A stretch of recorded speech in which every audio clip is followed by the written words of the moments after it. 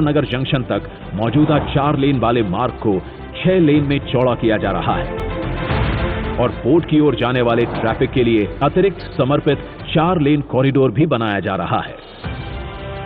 आंध्र प्रदेश और ओडिशा में स्वच्छ और गुणवत्तापूर्ण ऊर्जा की आपूर्ति के उद्देश्य से 2658.34 करोड़ रुपए की लागत से गेल इंडिया लिमिटेड बना रही है श्रीकाकुलम आंध्र प्रदेश से अंगुल ओडिशा तक 745 किलोमीटर लंबी प्राकृतिक gas pipeline, 6.65 MMS CMD capacity वाली पाइपलाइन आंध्र प्रदेश के विभिन्न जिलों में घरेलू उद्योगों, वाणिज्यिक इकाइयों और ऑटोमोबाइल क्षेत्रों में प्राकृतिक गैस की आपूर्ति के लिए महत्वपूर्ण बुनियादी ढांचे का निर्माण करेगी, जो पर्यावरण के अनुकूल और किफायती है।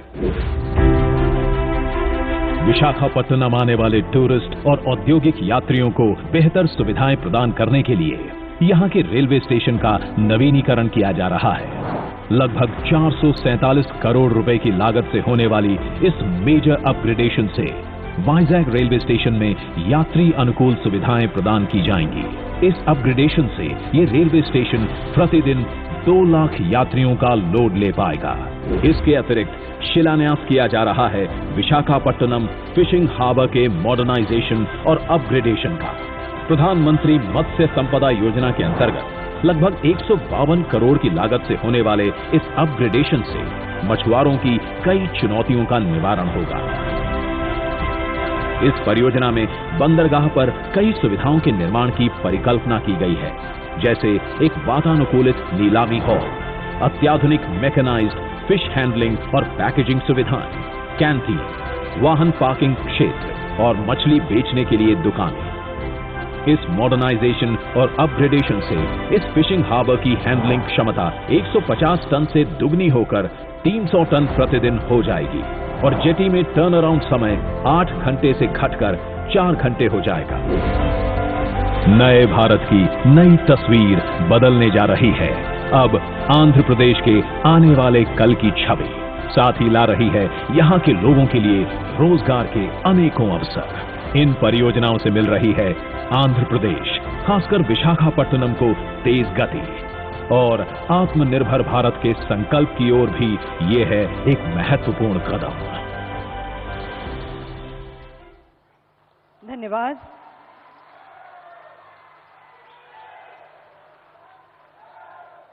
इन ऐतिहासिक क्षणों को अपनी मौजूदगी से गौरवशाली बनाने के लिए भारत के माननीय प्रधानमंत्री माननीय श्री नरेंद्र मोदी जी का आभार व्यक्त करते हुए निवेदन करना चाहेंगे कि आप अपने प्रेरणात्मक संदेश के साथ हम सबका मार्गदर्शन करें। और एक बार जोरदार तालियां माननीय प्रधानमंत्री जी के स्वागत में।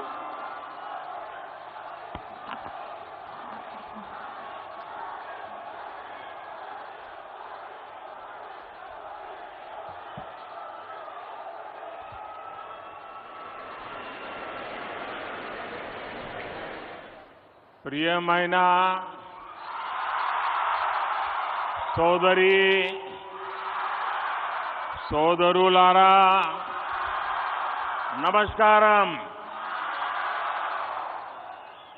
आंध्र प्रदेश के गवर्नर श्री विश्वभूषण जी, मुख्यमंत्री भाई जगन मोहन रेड्डी जी, मंत्रिमंडल में मेरे सहयोगी अश्विनी वैष्णव जी, यहां उपस्थित अन्य महानुभाव और आंध्र प्रदेश के मेरे प्यारे भाई और बहनों, आंध्र प्रदेश गवर्नर श्री हरिचंदन विश्वभूषण गारी की, मुख्यमंत्री श्री जगन मोहन रेड्डी गारी की, केंद्र प्रभुत्వంలో నా సహచర మంత్రి శ్రీ అశ్విని వైష్ణవ్ గారికి, అలాగే ఇక్కడ ఉపస్థితులైన అందరూ మహానుభావులకి మరియు ఆంధ్రప్రదేశ్ సోదరి సోదరులందరికీ నమస్కారం। कुछ महीने पहले ही मुझे विप्लव बिरुडू अल्लूरू सीताराम राजू जी की 125वीं जन्म जयंती के कार्यक्रम में आप सबके बीच आने का सौभाग्य मिला था। కొన్ని నెలల ముందు నేను విప్లవ వీరుడు అల్లూరి సీతారామరాజు 120వ జన్మ జయంతికి వచ్చే సౌభాగ్యం కలిగింది. आज एक बार फिर मैं एक ऐसे अवसर पर आंध्र की धरती पर आया हूं जो आंध्र प्रदेश और विशाखापट्टनम के लिए बहुत बड़ा दिन है. ఇటువంటి ఇంకో అవకాశం ఆంధ్ర ప్రాంతానికి వచ్చింది. ఇది ఆంధ్రప్రదేశ్ మరియు విశాఖపట్నానికి గొప్ప దినం. विशाखापट्टनम भारत का एक विशेष पट्टनम है. ये शहर बहुत खास है. यहां हमेशा से व्यापार की समृद्ध परंपरा रही है. విశాఖపట్నం భారతదేశం యొక్క ఒక ప్రముఖ నగరం. ఇది ఒక ప్రత్యేకమైన నగరం. ఇక్కడ ఎప్పుడూ వ్యాపారం సమృద్ధిగా జరిగే పరంపర ఉంది. विशाखापट्टनम प्राचीन भारत का एक महत्वपूर्ण पोर्ट था. हजारों वर्ष पहले भी इस पोर्ट के जरिए पश्चिमी एशिया और रोम तक व्यापार होता था और आज भी विशाखापट्टनम भारत के व्यापार का केंद्र बिंदु बना हुआ है. విశాఖపట్నం ప్రాచీన భారతదేశం యొక్క ప్రముఖ ఓడరేవు. ఈ ఓడరేవు ద్వారా 1000 ఏళ్ల క్రితం నుండి పశ్చిమాసియా రోమ్ వరకు వ్యాపారం జరుగుతూ ఉండేది. నేడు కూడా విశాఖపట్నం భారతదేశం యొక్క వ్యాపారానికి ముఖ్య కేంద్ర బిందువు. 10,000 करोड़ रुपए से अधिक के प्रोजेक्ट का लोकार्पण और शिलान्यास आंध्र प्रदेश और विशाखापट्टनम की आकांक्षाओं को पूरा करने का एक माध्यम बनेगी. 10,000 కోట్ల ప్రాజెక్టులు దేశానికి అంకితం మరియు శంకుస్థాపన చేసే ఆంధ్రప్రదేశ్ మరియు విశాఖపట్నం ప్రజల ఆకాంక్షల్ని పూర్తి చేసే మాధ్యంగా ఉంటుంది. ये योजनाएं इंफ्रास्ट्रक्चर से लेकर ईज ऑफ लिविंग और आत्मनिर्भर भारत तक कई नए आयाम खोलेगी, विकास को नई ऊंचाई पर ले जाएगी. मैं इसके लिए आंध्र प्रदेश के सभी निवासियों को हृदय से बहुत बहुत बधाई देता हूं. ఈ పథకాలు మౌలిక సదుపాయాల వల్ల సులభతర జీవితానికి, స్వయం సమృద్ధి భారత సాకారానికి అనేక అవకాశాలు కల్పిస్తుంది. ఇది అభివృద్ధి యొక్క కొత్త శిఖరాలు చేరుకోవడానికి తోడ్పాటు అందిస్తుంది. నేను ఇందుకోసం ఆంధ్రప్రదేశ్లో నివాసం ఉంటున్న అందరికీ హృదయపూర్వక అభినందనలు తెలుపుతున్నాను. मैं इस अवसर पर हमारे देश के पूर्व उपराष्ट्रपति श्री वेंकैया नायडू गारू का भी और श्री हरिबाबू का भी धन्यवाद करना चाहता हूं. वो जब भी मिलते हैं तो आंध्र के विकास के बारे में हमारी काफी बातें होती हैं. आंध्र के लिए उनका प्यार और समर्पण अतुलनीय है. నేను ఈ సందర్భంగా మన దేశ మాజీ ఉపరాష్ట్రపతి శ్రీ వెంకయ్య నాయుడు గారికి, హరిబాబు గారికి ధన్యవాదాలు తెలియజేస్తున్నాను. వాళ్ళు ఎప్పుడు నన్ను కలిసినా ఆంధ్ర ప్రాంతం యొక్క అభివృద్ధి, వికాసం గురించే మాట్లాడుతుండేవారు. ఆంధ్ర ప్రాంత ప్రజల పట్ల వాళ్ళకి ప్రేమ, అంకిత భావం కొలమానం లేనిది. साथियों, आंध्र प्रदेश के लोगों की एक बहुत खास बात होती है कि वो स्वभाव से बहुत स्नेही और उद्यमी होते हैं. आज तकरीबन दुनिया के हर कोने में, हर काम में आंध्र प्रदेश के लोग अपनी प्रतिभा का प्रदर्शन कर रहे हैं. మిత్రులారా, ఆంధ్రప్రదేశ్ ప్రజలకి ఒక ప్రత్యేకత ఉంది. వాళ్ళు స్వభావరీత్యా స్నేహపూర్వకంగా ఔత్సాహికంగా కలిగి ఉంటారు. నేడు ప్రపంచంలో అనేక చోట్ల అన్ని పనుల్లో ఆంధ్ర ప్రాంతం వాళ్ళు తమ ప్రతిభను కనపరుస్తున్నారు. बात चाहे एजुकेशन की हो या एंटरप्राइज की, टेक्नोलॉजी की हो या मेडिकल प्रोफेशन की, हर क्षेत्र में आंध्र प्रदेश के लोगों ने अपनी विशिष्ट पहचान बनाई है. ఇది చదువు గురించి అయినా కానీ, వ్యాపార దృక్పథం గురించి అయినా కానీ, సాంకేతిక రంగంలో కానీ, వైద్య రంగానికి సంబంధించిందైనా కానీ అన్ని చోట్ల ఆంధ్ర ప్రాంత ప్రజలు తమ ప్రత్యేక గుర్తింపు ప్రదర్శిస్తున్నారు. ये पहचान सिर्फ प्रोफेशनल क्वालिटी की वजह से ही नहीं बनी, बल्कि ये उनके मिलनसार व्यवहार की वजह से बनी है. आंध्र प्रदेश के लोगों का खुश मिजाज और जिंदादिल व्यक्तित्व हर किसी को उनका मुरीद बना देता है. ఈ గుర్తింపు వృత్తిపరమైన లక్షణాల కారణంగా కాక వాళ్ళ యొక్క కలుపుకోరుతనం కారణంగా ఏర్పడింది. ఆంధ్రప్రదేశ్ ప్రజల యొక్క ఉల్లాసవంతమైన ఉన్నతమైన వ్యక్తిత్వం వాళ్ళని అలా మెచ్చుకునేలా చేస్తుంది. तेलुगु भाषी लोग हमेशा बेहतर की तलाश में रहते हैं और हमेशा बेहतर करने की कोशिश करते रहते हैं. मुझे खुशी है कि आज यहां जिन विकास परियोजनाओं का शिलान्यास और लोकार्पण हुआ है वो भी आंध्र प्रदेश में प्रगति की गति को और बेहतर करेगी. తెలుగు ప్రజలు ఎప్పుడు కూడా అందరి బాగు కోసం వెతుకుతూ ఉంటారు, అలాగే బాగు చేయడం కోసం కృషి చేస్తుంటారు. నాకు చాలా సంతోషంగా ఉంది. ఈరోజు అభివృద్ధి కార్యక్రమాల యొక్క శంకుస్థాపన జాతికి అంకితం చేసిన విషయంలో ఆంధ్ర ప్రాంతం యొక్క అభివృద్ధి మెరుగుపడడానికి దోహదపడతాయని చెప్పి భావిస్తున్నాను. साथियों, आजादी के अमृत काल में देश विकसित भारत के लक्ष्य को लेकर विकास के रास्ते पर तेजी से आगे बढ़ रहा है. మిత్రులారా, మనం స్వతంత్ర దినోత్సవం యొక్క అమృత కాలంలో ఉన్నాం. వికసించిన భారత అనే లక్ష్యంతో అభివృద్ధి పదంలో ముందుకి తోసిపోతున్నాం.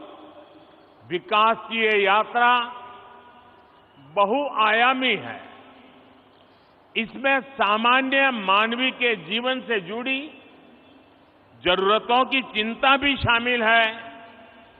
इसमें सबसे बेहतर आधुनिक इंफ्रास्ट्रक्चर का निर्माण भी शामिल है. అభివృద్ధి యొక్క ఈ యాత్రలో బహుముఖమైంది. ఇందులో సామాన్య మానవుడి యొక్క ఆలోచన కూడా దాగి ఉంది. ఇందులో ప్రపంచంలో శ్రేష్టమైన ఆధునిక మౌలిక సదుపాయాలు నిర్మాణం కూడా ఉంది. आज के इस कार्यक्रम में भी इंफ्रास्ट्रक्चर पर हमारे विजन की झलक भी साफ दिख रही है. हमारा विजन है समावेशी विकास का, इंक्लूसिव ग्रोथ का. నేడు ఈ కార్యక్రమంలో మౌలిక సదుపాయాల కల్పనలో మా దార్శనికత యొక్క స్పష్టమైన సంకేతం కనబడుతుంది. మా ఆలోచన అంతా కూడా సమ్మిళిత అభివృద్ధి కోసం. इंफ्रास्ट्रक्चर को लेकर हम कभी ऐसे सवालों में नहीं उलझे कि हमें रेलवे का विकास करना है या सड़क परिवहन का. हम कभी इसे लेकर दुविधा में नहीं फंसे कि हमें पोर्ट पर ध्यान देना है कि हाईवे पर. మేము మౌలిక సదుపాయాల కోసం ఎటువంటి సందేహాలకి లోను కాలేదు. అది రైల్వేల అభివృద్ధి అయినా, రోడ్ల అభివృద్ధి అయినా, మనం పోర్టుల అభివృద్ధి చేద్దామా, రహదారుల అభివృద్ధి చేద్దామా అనే విషయంలో సందేహపడలేదు. इंफ्रास्ट्रक्चर के इस आइसोलेटेड व्यू से देश को भारी नुकसान उठाना पड़ा. इससे सप्लाई चेन पर असर पड़ा और लॉजिस्टिक्स का खर्च बढ़ गया। మౌలిక సదుపాయాల్లో ఇటువంటి లోపభూయిష్టమైన ఆలోచన కారణంగా దేశానికి భారీ నష్టం చవిచూసింది. మిత్రులారా, సరఫరా గొలుసు, రవాణా సౌకర్యాలు బహుముఖమైన అనుసంధానంపై ఆధారపడి ఉంటుంది. ఆ విధంగా ముందుకు వెళ్ళడానికి దోహదపడతాయి. साथियों, सप्लाई चेन और लॉजिस्टिक्स मल्टी मॉडल कनेक्टिविटी पर निर्भर करते हैं। इसलिए हमने इंफ्रास्ट्रक्चर के विकास को लेकर के नई अप्रोच अपनाई। हमने विकास के इंटीग्रेटेड व्यू को महत्व दिया। మిత్రులారా, సరఫరా గొలుసు బహుముఖమైన అనుసంధానంపై ఆధారపడి ఉంటుంది. ఇందుకోసం మేము మౌలిక సదుపాయాల కోసం ప్రత్యేకమైన ఒక కొత్త పద్ధతిని ప్రారంభించాం. మౌలిక సదుపాయాలు ఏకీకృత ఆలోచనలతో పెద్దపీట వేశాం. आज जिस इकोनॉमिक कॉरिडोर की नींव रखी गई है, उसमें 6 लेन वाली सड़क का प्रावधान है। पोर्ट तक पहुंचने के लिए एक अलग सड़क भी बनाई जाएगी। एक तरफ हम विशाखापट्टनम रेलवे स्टेशन को संवार रहे हैं, तो दूसरी तरफ फिशिंग हार्बर को अत्याधुनिक बना रहे हैं। నేడు ఎకనామిక్ కారిడార్ ఆర్థిక లోగుల గురించి ఆలోచిస్తున్నాము. అందులో 6 రోడ్ల సదుపాయం గురించి ఉంది. పోర్టు వరకు చేరడం కోసం ఒక ప్రత్యేకమైన రోడ్డు నిర్మాణం చేయడం జరుగుతుంది. ఒక పక్క విశాఖపట్నం రైల్వే స్టేషన్ని ఆధునీకరిస్తున్నాయి, ఇంకో పక్క మన చేపల రేవుని కూడా ఆధునీకరిస్తున్నాం. साथियों, इंफ्रास्ट्रक्चर का ये इंटीग्रेटेड व्यू पीएम गति शक्ति नेशनल मास्टर प्लान की वजह से संभव हुआ है। गति शक्ति प्लान से न सिर्फ इंफ्रास्ट्रक्चर निर्माण की रफ्तार तेज हुई है, बल्कि इससे परियोजनाओं पर लगने वाला खर्च भी कम हुआ है। మిత్రులారా, మౌలిక సదుపాయాల ఏకీకృత ఆలోచన కారణంగా ప్రధానమంత్రి గతిశక్తి జాతీయ ప్రణాళిక కారణంగా జరుగుతుంది. మిషన్ గతిశక్తి ద్వారా మౌలిక సదుపాయాల వేగం పెరుగుతుంది. దీంతో పాటు అనేక ప్రాజెక్టులపై జరిగే ఖర్చు బాగా తగ్గుతుంది. मल्टी मॉडल ट्रांसपोर्ट सिस्टम ही हर शहर का भविष्य है और विशाखापट्टनम ने इस दिशा में कदम बढ़ा दिया है।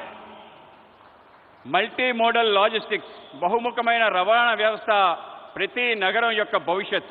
విశాఖపట్నం కూడా ఈ దశగా ముందడుగు వేస్తుంది. मुझे मालूम है कि इन परियोजनाओं का आंध्र के लोगों को लंबे समय से इंतजार था और आज जब ये इंतजार पूरा हो रहा है तो आंध्र प्रदेश और इसके तटीय क्षेत्र एक नई रफ्तार के साथ विकास की इस दौड़ में आगे बढ़ेंगे। నాకు తెలుసు, మీరు ఈ యొక్క ప్రాజెక్ట్స్ కోసం ఆంధ్ర ప్రజలు ఎంతో కాలం నుంచి ఎదురు చూస్తున్నారు. ఈరోజు మీ నిరీక్షణ పూర్తయిన సందర్భం. ఆంధ్రప్రదేశ్ మరియు తీర ప్రాంతం యొక్క కొత్త వేగంతో అభివృద్ధి దిశగా ఉరకలు వేస్తుంది. साथियों, आज पूरी दुनिया संघर्ष के नए दौर से गुजर रही है। कुछ देशों में जरूरी सामानों की किल्लत है, तो कुछ देश ऊर्जा संकट से जूझ रहे हैं। तकरीबन हर देश अपनी गिरती अर्थव्यवस्था को लेकर परेशान है। మిత్రులారా, ఈరోజు ప్రపంచం మొత్తం కష్టాల్లో ఉంది. కొన్ని దేశాలకు నిత్యావసర సరుకులు కొరతతో ఇబ్బంది పడుతున్నాయి. కొన్ని దేశాలు ఇంధన సంక్షోభంతో ఇబ్బంది పడుతున్నాయి. దాదాపు ప్రతి దేశం వాళ్ళ క్షీణిస్తున్న ఆర్థిక వ్యవస్థపై ఆందోళన చెందుతున్నారు. लेकिन इन सब के बीच भारत कई क्षेत्रों में बुलंदियां छू रहा है। भारत विकास की नई गाथा लिख रहा है और इसे सिर्फ आप ही महसूस नहीं कर रहे हैं, बल्कि दुनिया भी बड़े गौर से आपकी तरफ देख रही है। కానీ ఇటువంటి కష్టకాలంలో భారతదేశం అనేక సవాళ్ల మధ్య కొత్త ఎత్తులు చేరుకుంటుంది. భారతదేశం ఒక సరికొత్త అభివృద్ధి చరిత్ర రాస్తుంది. ఇది కేవలం మనం అనుభవిస్తుందే కాదు, ప్రపంచం మొత్తం మన వైపు చూస్తుంది. आप देख रहे होंगे कि कैसे एक्सपर्ट और बुद्धिजीवी भारत की प्रशंसा कर रहे हैं। आज भारत पूरी दुनिया की उम्मीदों का केंद्र बिंदु बन गया है। మీరు చూస్తున్నారు, ప్రపంచం భారతదేశంలో ప్రముఖులు అనేక మంది మేధావులు ప్రశంసిస్తున్నారు. ఇది మీరు చూస్తున్నారు. నేడు భారతదేశం ప్రపంచం మొత్తం యొక్క ఆశల యొక్క కేంద్ర బిందువుగా మారింది. ऐसा इसलिए संभव हुआ है क्योंकि आज भारत अपने नागरिकों की आशाओं, आवश्यकताओं को सर्वोपरि रखते हुए काम कर रहा है। हमारी हर पॉलिसी, हर फैसला सामान्य मानवी के जीवन को बेहतर बनाने के लिए है। ఇది ఎందుకైందంటే ఇప్పుడు భారత్ వాళ్ళ పౌరుల యొక్క ఆకాంక్షలను, ఆశల్ని ప్రధానంగా తీసుకుని పనిచేస్తుంది. మా ప్రతి విధానం, మా ప్రతి నిర్ణయం సామాన్య మానవుడి యొక్క జీవితాన్ని మెరుగుపరచడం కోసమే. आज एक तरफ PLI scheme, GST, IBC, national infrastructure pipeline, गति शक्ति जैसी पॉलिसी की वजह से भारत में निवेश बढ़ रहा है, तो दूसरी तरफ गरीबों के कल्याण के लिए चलाई जा रही योजनाओं का लगातार विस्तार हो रहा है। నేడు ఒక పక్క పీఎల్ఐ స్కీమ్, జీఎస్టీ, ఐబీసీ, జాతీయ మౌలిక సదుపాయాలు, పైప్లైన్, గతిశక్తి వంటి పాలసీలు వల్ల భారతదేశంలో పెట్టుబడులు పెరుగుతున్నాయి. మరోపక్క పేదవాళ్ల కళ్యాణం కోసం అనేక పథకాల్ని అమలు చేస్తున్నాం. వాటిని నిరంతరం పెంచుకుంటూ పోతున్నాం. विकास की इस यात्रा में आज देश के वो इलाके भी शामिल हैं जो पहले हाशिए पर होते थे। सबसे पिछड़े जिलों में भी एस्पिरेशनल डिस्ट्रिक्ट प्रोग्राम के जरिए विकास से जुड़ी योजनाएं चलाई जा रही है। అభివృద్ధి యొక్క ఈ ప్రయాణంలో దేశంలో అనేక ప్రాంతాలు, అట్టడుగు ప్రాంతాలు కూడా చేర్చబడ్డాయి. ఆకాంక్ష జిల్లాల కార్యక్రమంలో వెనుకబడ్డ జిల్లాల్లో అనేక రకాల అభివృద్ధి కార్యక్రమాలు అమలు చేస్తున్నాం. देश के करोड़ों गरीबों को पिछले 2.5 साल से मुफ्त अनाज दिया जा रहा है। पिछले 3.5 साल से पीएम किसान योजना के जरिए किसान के खाते में हर वर्ष सीधे 6,000 रुपये पहुंच रहे हैं। దేశంలో కోట్లాది మంది పేదవాళ్లకు గత 2.5 సంవత్సరాలుగా ఉచిత బియ్యం ఇస్తున్నాము. గత 3.5 సంవత్సరాల నుండి ప్రధానమంత్రి కిసాన్ సమ్మాన్ నిధి ద్వారా రైతుల ఖాతాల్లో నేరుగా 6,000 రూపాయలు చేరుతుంది. इसी तरह सनराइज सेक्टर से जुड़ी हमारी पॉलिसी की वजह से युवाओं के लिए नए अवसर बन रहे हैं। ड्रोन से लेकर गेमिंग तक, स्पेस से लेकर स्टार्टअप्स तक हर क्षेत्र को हमारी पॉलिसी की वजह से आगे बढ़ने का मौका मिल रहा है। అదేవిధంగా సన్ రైజ్ సెక్టర్స్ యొక్క ఆలోచన కారణంగా యువతకి కొత్త అవకాశాలు లభిస్తున్నాయి. అది డ్రోన్ మొదలు గేమింగ్ వరకు, అంతరిక్షం నుండి అంకురాల వరకు అన్ని క్షేత్రాల్లో మా పనుల కారణంగా ముందుకు వెళ్ళడానికి అవకాశం దొరుకుతుంది. साथियों, जब लक्ष्य स्पष्ट होते हैं तो आकाश की ऊंचाइयां हो या समुद्र की गहराइयां, हम अवसरों को तलाश भी लेते हैं और तराश भी लेते हैं। आज आंध्र में मॉडर्न टेक्नोलॉजी के जरिए डीप वाटर एनर्जी को निकालने की शुरुआत इसका एक बड़ा उदाहरण है। మిత్రులారా, ఎప్పుడైతే లక్ష్యం స్పష్టంగా ఉంటుందో అప్పుడు అవకాశం యొక్క అంచులైన, సముద్రం యొక్క లోతులైన అవకాశాలని వెతుకుతాం, అవకాశాలని అందిపుచ్చుకుంటాం. ఈరోజు ఆంధ్రప్రదేశ్లో ఆధునిక సాంకేతిక పరిజ్ఞానం ద్వారా డీప్ వాటర్ లో ఇంధనాన్ని వెలికి తీయటం అనేది ఒక గొప్ప ఉదాహరణ మాత్రమే.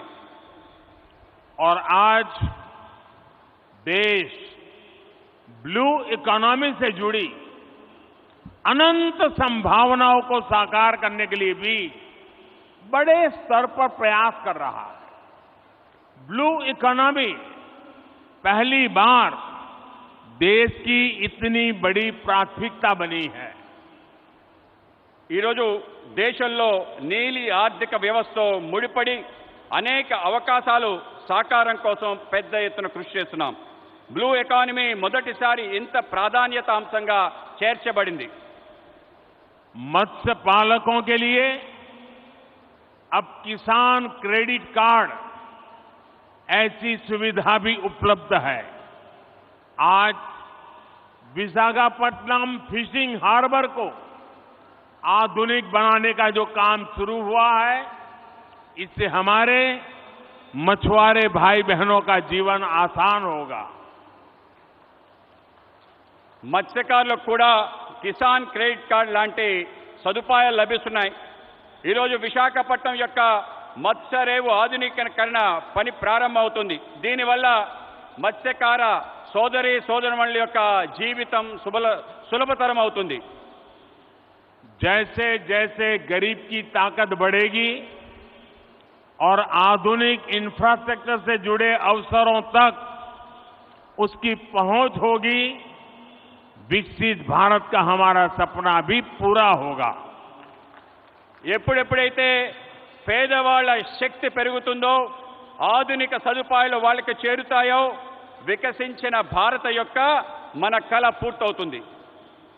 साथियों, समुद्र सदियों से भारत के लिए समृद्धि और संपन्नता का स्रोत रहा है और हमारे समुद्र तटों ने इस समृद्धि के लिए गेटवे का काम किया है।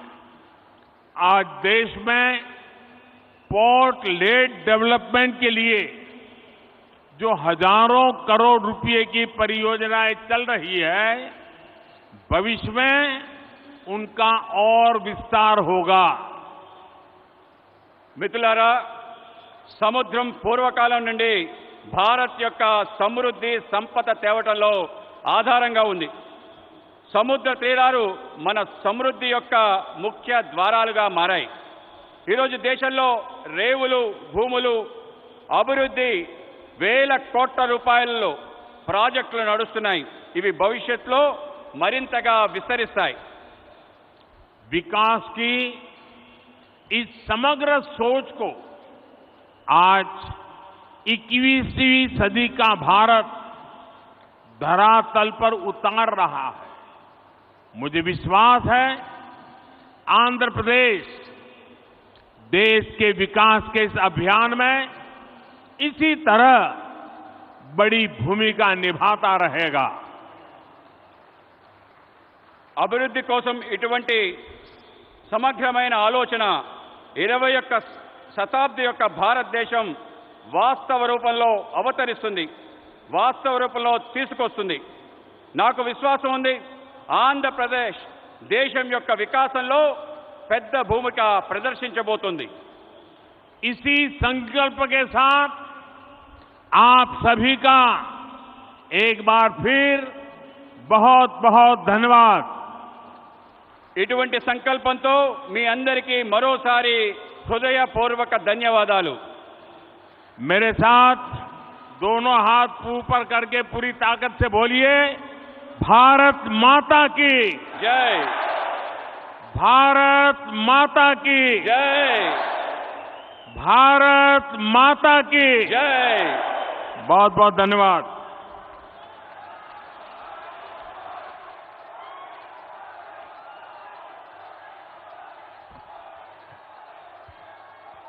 माननीय प्रधानमंत्री जी का पुनः आभार व्यक्त करते हुए हार्दिक धन्यवाद करना चाहते हैं कि आपने अपने कीमती समय में से वक्त निकाला और आंध्र प्रदेश के वासियों के लिए विकास परियोजनाओं का शिलान्यास एवं अनावरण किया. एक बार जोरदार तालियां माननीय प्रधानमंत्री जी के लिए.